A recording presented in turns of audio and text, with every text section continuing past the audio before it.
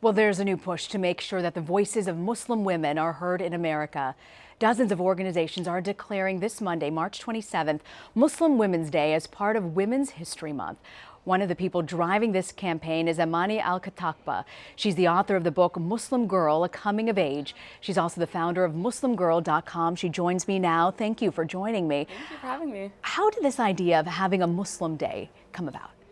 Well, I thought that it was really important for us to have a day to center Muslim women's voices. And honestly, it was a long time coming, given all of the enthusiasm around the Women's March and the national conversation unfolding around the Muslim ban right now.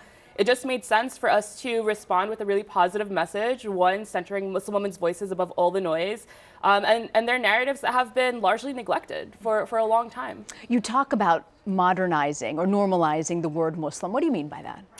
I think that it doesn't really need to be like modernized or normalized, but I think people need to just better understand what that term means, and also the people who identify with that term, you know, what they stand for. For a long time, people have been speaking on our behalf and making assumptions about what Islam is about. And it's never been Muslim women doing the talking, never Muslim women representing themselves, speaking for themselves. So it's really incredible that so many visible digital brands have gotten together to really put Muslim women's voices in the forefront. What do you think we need to do in this country to have more of an integration of the Muslim community? It still seems like they're the group of the other, the outsiders. Is there a way to bridge that divide? Absolutely. I mean, for the past year, so many polls have come out declaring that the majority of Americans haven't had a Muslim friend before. So, of course, knowing that, it's easy to understand why people have such a disconnect with the Muslim community and why they vote for policies addressing the Muslim community that they largely don't understand, you know, their impact. And I think that one of the easiest ways for us to bridge that gap is, of course, by building those connections between Muslims and the greater American public, but also making sure that Muslims are included in the process. You know, let them be included in the decision making that has to do with policies impacting them. Let them be the ones speaking when the conversation has to do with them, and really just allow them to be at the forefront of issues that are taking place around them. I want to get your take on President Trump's travel ban, focusing on 6 Muslim majority countries. It was shot down by a federal judge, but it could make its way to the Supreme Court. If you could talk to President Trump about this, what would you tell him? What would you advise him? Step down, man. Honestly, I don't think that the current president has the principles of American democracy at the forefront of his mind, of his mission. And he is. But if you had a chance to, you know, work with him to try and craft something that is more representative, what would you say to him about reaching out to the Muslim community? What advice would you give him?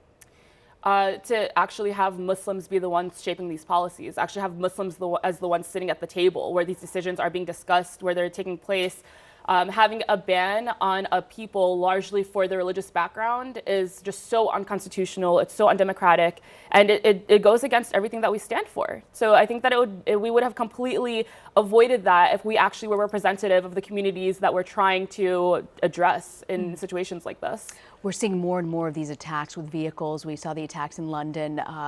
What do you think needs to be done about radicalization? Because it's happening throughout the world, and it's particularly affecting younger generation of individuals who hear these sermons and want to do something and somehow get mobilized by these radical sermons online. You know, radicalization takes so many forms, and the only times that we ever hear about it on the news is when it's Muslims. It's when it's people of the Muslim background. And in that way, we liken terrorism or extremism solely to Islam or the Muslim people. And yet there is so many forms of this happening around the world. You know, literally just the other day in New York, a black man got stabbed to death by a white man, a white supremacist. And this has largely not been making the rounds as it would if it were a Muslim man, for example, who was the culprit. And when we do that, we completely misrepresent a people. We make it so that all Muslims, including American Muslims, are held accountable for the actions of individuals, and we're blamed and misconstrued for being terrorists. And it really results in a life or death situation for us. It results also in national policies taking place like the Muslim ban that has ripped families apart that are completely innocent and have nothing to do with what's happening around them. Do you think that Islam is in need of some sort of a modern reformation? Is there such a thing that could even come about? I don't think Islam does need a modern reformation. Islam itself is such a modern religion, and it was revolutionary at the time of its revelation because of the rights that it endowed to women in its society and racial equality, financial equality that it made really just a standard. And I believe that Islam should always be that progressive in every society in which it's practiced. And that's why I call myself a Muslim feminist. I think that term is redundant. What does that mean, to be a Muslim feminist? Well, that's the thing. I think being a Muslim inherently means being a feminist. And many people just aren't able to make that connection because of the way that Islam has been so largely misconstrued in the media, because of the way that Muslim women have been portrayed to be oppressed or voiceless, or they can't talk back.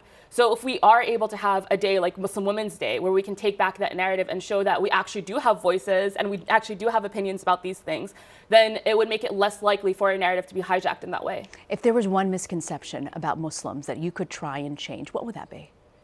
Definitely that, Muslims are all terrorists. I think that that's something that has resulted in a lot of political apathy towards the way that policies are impacting Muslims on a daily basis in their everyday lives. And it is so harmful, so dehumanizing to generalize an entire population like that. One thing I always tell people is that the global Muslim population is 1.8 billion people, and the global Christian population is 2.2 billion people. So it's not that far off, and it's just as ridiculous to try to generalize that all Christians are one way. And that's just how ludicrous it is to make that generalization about Muslims as well. Whether that they're all terrorists or that all Muslim women are voiceless.